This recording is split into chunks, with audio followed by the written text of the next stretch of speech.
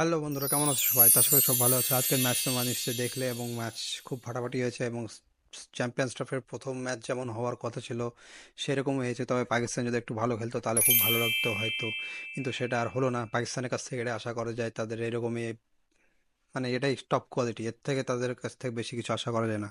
তবে চলো ম্যাচের কথা চলে আসি। ম্যাচের প্রথমেই তোমাদেরকে বলে রাখি, আজকে যে চ্যাম্পিয়ন্স ট্রফির প্রথম ম্যাচ ছিল পাকিস্তান ভার্সেস নিউজিল্যান্ড, পাকিস্তানের করাচি ন্যাশনাল স্টেডিয়ামে। এবং সেই ম্যাচে প্রথমে নিউজিল্যান্ড ব্যাট করে 320 রান 5 উইকেটে তোলে এবং তার পরিপ্রেক্ষিতে পাকিস্তান পাকিস্তান 260 রান 47তম ওভারে, 48তম ওভারে পাকিস্তান 260 রানে বান্ডেল হয়ে যায়। সেখানে সবাই অল আউট হয়ে যায় এবং তারপরে আর তারা 60 রানে পরাজিত হয়। তো এই ম্যাচে যদি আমরা দেখি, তোমার প্রথমে নিউজিল্যান্ডের ব্যাটিং, সেখানে দেখবে যে উইল ইয়ং 107 রান, 107 রান 113 বলে 12টি চার, একটি ছয়ের মার। তারপরে তোমার যে কনওয়ে আজকে খেলতে পারেনি, যদিও মানে কনওয়ে আজ খেলতে পারেনি, এটা পাকিস্তানের জন্য খুব ভালো খবর। ও যদি খেলতো তাহলে তো রান 400 হয়ে যেত। তো যাই হোক, ডেভিড কনওয়ে খেলতে পারেনি, দর্শন করেছে। তারপরে কেন উইলিয়ামসন আজকে খেলতে পারেনি। কেন উইলিয়ামসন যেমন খেলে মোটামুটি ওর কাছ থেকে অত মাঠ কাটারি ব্যাটিং তো আমরা আশা করিনি। তবে সে একটা ইনিংস খেলে দেয়, গত ম্যাচ সেঞ্চুরি করেছে, অনেকদিন পরে তিনি সেঞ্চুরি ফর্মে এসেছেন। তবে আজকের ম্যাচেও খুব একটা সুবিধা করতে পারেনি। তারপরে ড্যারেল মিচেল, ইনিও দুর্ধর্ষ ব্যাটিং করেন এবং তিনিও রান করতে পারেন। তারপরে টম ল্যাথাম কি খেলাটাই না খেললো, মানে এদিক ওদিক মাঠের চারিদিকে শট।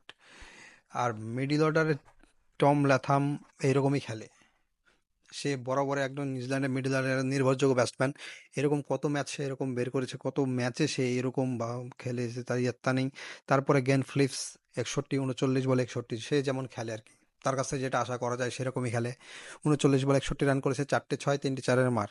তারপরে মিচেল ব্রাসওয়েল 0। তো এই যে তোমার যে নিউজিল্যান্ডের রান, তাতে তুমি দেখতেই পাবে, তোমরা দেখতেই পাবে এখানে আমার সাইডে সাইডে যেখানে তাদের রান আর সব কিছু দেখতে পাবে। তো তোমরা দেখতেই পাচ্ছ যে সেখানে প্রথমে ইয়ে, নিউজিল্যান্ডের 3 উইকেট পড়ে যায়।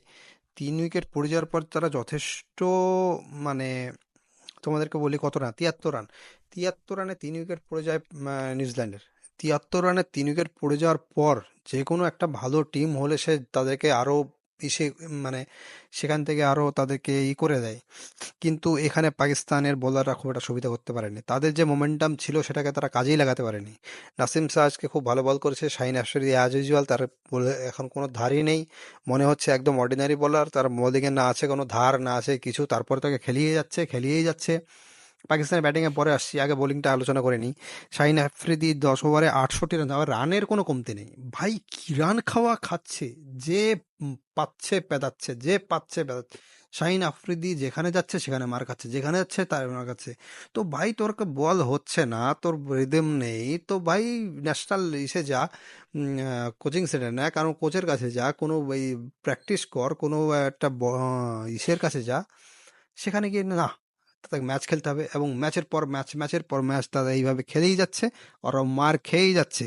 তারপরে নাসিম শাহ 10 ওভার 63, এও উইকেট দুটো পেয়েছে, মাঝে একটু ভালো বল করেছে কিন্তু শেষে ঠিকই প্যাদানি খেয়েছে। তারপরে আবরার আহমেদ, এ নাকি স্পিনার, তারপর মিস্ট্রি 10 ওভারে 47 রান 1 উইকেট। মানে ভুলে কোনোদিন কোনোভাবে সে এক আধটা উইকেট পেয়ে যায়, আর এ নাকি মিস্ট্রি স্পিনার, ভাবা যায়। আবার তার উইকেট পাওয়ার পরে তার আবার সেলিব্রেশনে কি স্টাইল, ওরে বাপরে বাপরে বাপ, উফ, বলা মানে বলে। তারপর হারিস রৌফ 10 ওভারে 83, ইয়ে তো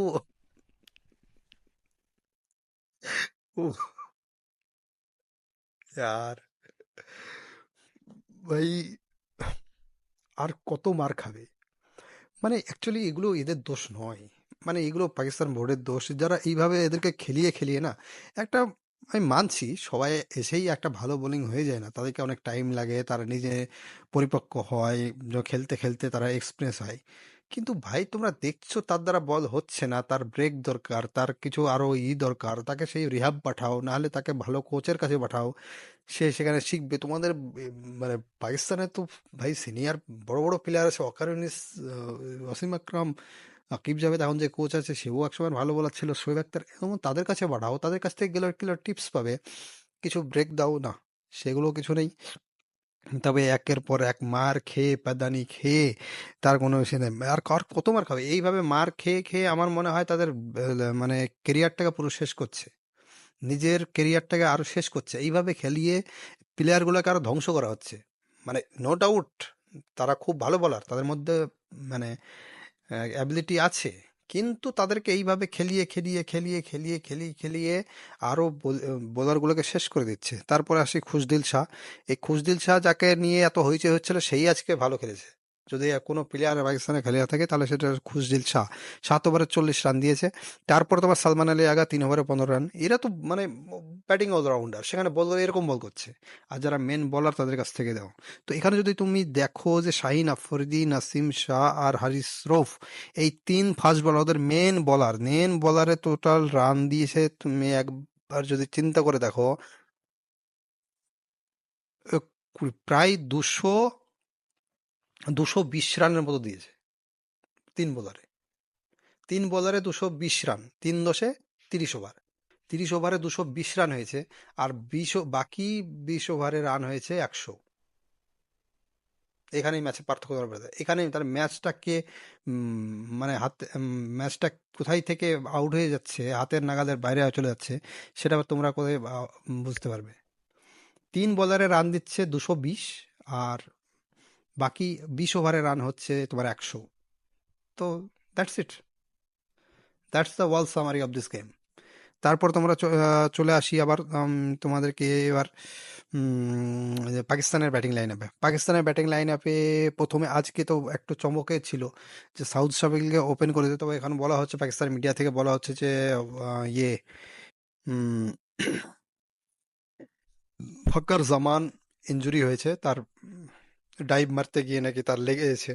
তো সে সেই জন্য ওপেন করতে আসেনি, তো তার জায়গায় ওপেন করতে সাউদ শাকিল যে জীবনে কোনোদিন আজ পর্যন্ত ফার্স্ট ক্লাস ক্রিকেটে যে কোনোদিন ওপেন করেনি, তাকে নামিয়েছে ওপেনে। কি তাদের think tank! You can imagine, যে জীবনে কোনোদিন ওপেনিং করেনি তাকে নামাচ্ছে নিউজিল্যান্ডের বিরুদ্ধে ওপেনিং করতে। এই কোন ধরনের প্ল্যান, কোন কিসের প্ল্যান, কিভাবে প্ল্যান করে, কি খায় এরা! ও, তারপরে বাবর আজম। আমি তো বরাবরই বাবরকে ওপেনিং করার বিরোধী। আমি চাই না যে বাবরের মতো একটা প্লেয়ার, এত ভালো প্লেয়ার, ওপেনিং এর ব্যাটসম্যান সে না। তাকে রান করেছে 90 বলে বাবরকে অবিলম্বে দরকার নিজের খেলা চেঞ্জ করা। এখনকার যুগে, এই টি-20 যুগে 2025 সালে এই খেলা চলে না ভাই। 90 বলে 64 করলে হবে না, 64 বলে 90 এখন গ্রহণযোগ্য নয়। কেউ যদি 64 বল খেলে 90 রান করে দেয়, তাকেও খুব একটা এখনকার যুগে ভালো বলবে না। এখনকার রান হচ্ছে ভাই 50 বলে 100। এইরকম খেলা তোমার কাছ থেকে কবে আসবে বাবর? কবে তুমি খেলবে এরকম, আর কবে তুমি ম্যাচ জেতাবে? আজ পর্যন্ত দেখলাম না যে একটা ম্যাচ নিজে হাতে পাকিস্তানকে ম্যাচ বের করে দেখালো। ভাই তোমার কাছ থেকে এত লোক আশা করে, এত লোক তোমার দিকে তাকিয়ে থাকে, তোমার আজ পর্যন্ত দেখলাম না কিছু খেলে একটা ম্যাচ বের করে দিল না। তো অ্যাজ ইউজুয়াল ভেবেছিলাম তারপরে ওকে ওপেনিং করাবে। মানে এরা, মানে ম্যানেজমেন্ট যেমনি ম্যানেজমেন্ট, তেমনি বোলিং তেমনি সবকিছু। তারপরে মোহাম্মদ রিজওয়ান আজকে খেলতে পারেনি, 1 ডাউনে এসছে, 14 বলে 3 রান করেছে। তার ফাকর জামান কিছুটা ট্রাই করেছিল কিন্তু হয়নি, কিন্তু যদিও সে চোট বলছে, সে চোটের কারণে হয়নি। এখন আগামী ম্যাচে খেলবে না আমার মনে হয় যত সম্ভব। তো এখন একে পাকিস্তানের সাইম আইব নাই, সাইম আইব যে ছেলেটা, সেটা নেই। তারপরে তোমার ফাকার জামান নেই। যদি চলে যায় তাহলে তো গেল, পাকিস্তান শেষ। তারপর সালমান আলী আগা, এই ছেলেটা যে একটু চেষ্টা করেছিল। তো এইবার একটু একটা জিনিস ভাবার দরকার যে যে জায়গায় সালমান আলী আগা, তারপরে এই যে খুশদিল শাহ, যাকে নিয়ে এত হয় যে টিমে নেয়ার ব্যাপারে, সে 49 বলে 70 রান করে, 69 রান করে দিয়েছে, একটি 6 10টি 4। তো এরা যদি সেই ম্যাচে রান করতে পারে, নিউজিল্যান্ডের সেম বলার, তাদেরকে পিটিয়ে এরা রান করছে, আর অথচ সব থেকে টপ ক্লাস, ওয়ার্ল্ড ক্লাস যারা ব্যাটসম্যান, তারা এদের বিরুদ্ধে কেন বলই খেলতে পারছে না, কিছু করতে পারছে না। তো that's the end of the story. যে মানে কোনো নেই। তো তারপরে তো এই, আর কিছু বলার মতো নেই পাকিস্তানের ব্যাটিংয়ে। তো সব থেকে যেটা ভালো, আজকে ম্যান অফ দ্য, আমার ক্ষেত্রে পাকিস্তানের সবথেকে ভালো যেটা খেলেছে সে হচ্ছে খুশদিল শাহ। তো এই, তারপরে আর কোনো না। তারপরে নিউজিল্যান্ডে যদি বোলিং এর দিকে তাকাই আমরা, ম্যাট হেনরি দুর্দান্ত বোলিং করেছে, 7 ওভারে মাত্র 25 রান দিয়ে 2 উইকেট তুলে নিয়েছে। তারপরে রুরকি, এ ব- রুরকির কথা তোমরা নিশ্চয় মনে পড়ে, গত এই যে সিরিজ পাকিস্তান নিউজিল্যান্ড খেলা হলো গত সিরিজে, এই রুরকি পুরো নাচিয়ে দিয়েছিল পাকিস্তান ব্যাটসম্যানদের। তো তারপরেও আবার সেই আজকে সেই তোমার 9 ওভারে 47 রান 3 উইকেট দিয়ে, তো সেখানে দেখা যাচ্ছে যে ব্যাটসম্যান, যে বলারকে খেলতে তোদের এত অসুবিধা, তো সেই ব্যাটসম্যানের বিরুদ্ধে you take any action, you take any মানে প্ল্যান, তোমার কি কোনো প্ল্যান আছে সে বলার বিরুদ্ধে? কিছু নেই, নাথিং। সেই বলারকে খেলতে এসছে উইদাউট এনি প্ল্যান।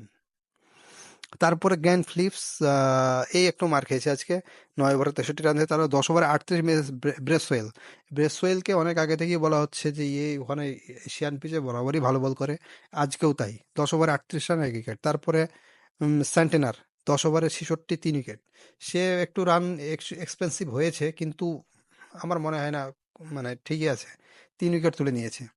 তো এখানে পাকিস্তানের একটাই স্পিনার, মেইন স্পিনার একটাই, আবরার, যার দ্বারা বলই মানে ঘোরে কিনা আমার সন্দেহ। আর এখানে তারা দুটো স্পিন, নিউজিল্যান্ডের মতো টিম যারা এখানে খেলে না, যেহেতু যাদের হোম গ্রাউন্ড না এটা, তারা দে ক্যান আন্ডারস্ট্যান্ড যে এখানে দুটো স্পিনার খেলাতে হবে, একটা ফিঙ্গার স্পিনার, একটা রিস্ট স্পিনার, এগুলো দরকার, কাজে লাগবে, সেই জন্য তারা সেই মতো প্রস্তুতি নিয়ে এসছে। আর যাদের মাঠে খেলা হচ্ছে দে ডোন্ট নো, তারাই জানে না, তাদের টিমে কোনো ফিঙ্গার স্পিনার নেই, তাদের টিমে কোনো মিস্ট্রি, এই মিস্ট্রি স্পিনার এটাকে বলছে, কিন্তু কিসের মিস্ট্রি, এখনো মিস্ট্রি আজ পর্যন্ত ধরা পড়লো না। তো এইটাই। তো যাই হোক, এই ছিল। আর আজকে Tom Latham say man of the match হয়েছে। তো এই যাই হোক, ছিল তোমাদের এই আজকের খেলার সারবস্তু। তো আই হোপ তোমরাও খেলা দেখেছো, এনজয় করেছো। তবে চলে আসি কালকের ম্যাচটার ব্যাপারে। কালকে দুর্দান্ত ম্যাচ হতে চলেছে। কালকে আমি এই ম্যাচটার জন্য খুব অপেক্ষায় আছি।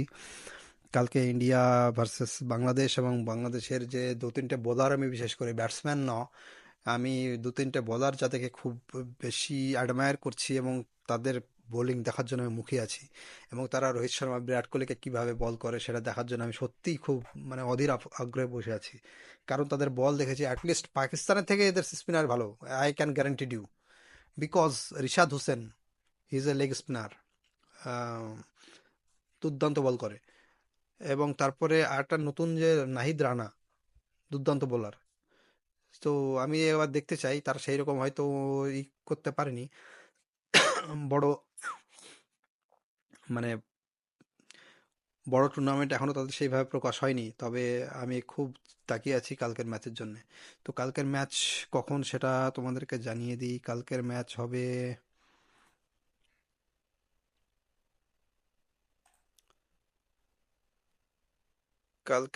হবে, তোমার ইন্ডিয়ান টাইম 2:30-এর সময়, ইন্ডিয়ান টাইম 2:30, দুবাই টাইম 1টা। তো কালকে দেখো কালকে কি হয়। বাংলাদেশের টিমে তোমাদেরকে দেখাচ্ছি জাকের আলী, ওদের উইকেট কিপার। এই সৌম্য সরকারকে কেন যে টিমে নেয় ও বোঝাই না। তবে জাকের আলী খুব ভালো মারতে পারে, এবং ওয়েস্ট ইন্ডিজ সিরিজে খুব ভালো করেছিল। এই যে রাইট আর্ম লেগ স্পিনার বলার রিশাদ হোসেন, এই ছেলেটা খুব ভালো বল করছিল। তারপরে তানজিম তানজিম হাসান সাকিব, এটাও রাইট আর্ম ফাস্ট বোলার, এও দুর্দান্ত ফর্মে আছে। Taskin Ahmed, very good bowler. তো এদেরকে দেখার, মুস্তাফিজুর রহমান তো আছেই। আর কিন্তু আমার মতো বলে বাংলাদেশের বোলিং অ্যাটাক খুব সুন্দর। এখন দেখা যাক তারা ওয়ার্ল্ড ক্লাস ব্যাটিংয়ের সামনে কিভাবে ব্যবহার করে। তবে আমিও মুখিয়ে আছি, আশা করি তোমাদের কালকের ম্যাচ দেখার জন্য তোমরাও মুখিয়ে থাকবে। তো আমার এই চ্যানেলটিকে তোমরা বেশি বেশি করে লাইক শেয়ার করো, এবং তোমাদের কি মতামত আজকের ম্যাচের ব্যাপারে কিংবা কালকের ম্যাচের ব্যাপারে অবশ্যই আমার এই ভিডিওর নিচে কমেন্টে অবশ্যই তোমরা জানাবে। Thank you.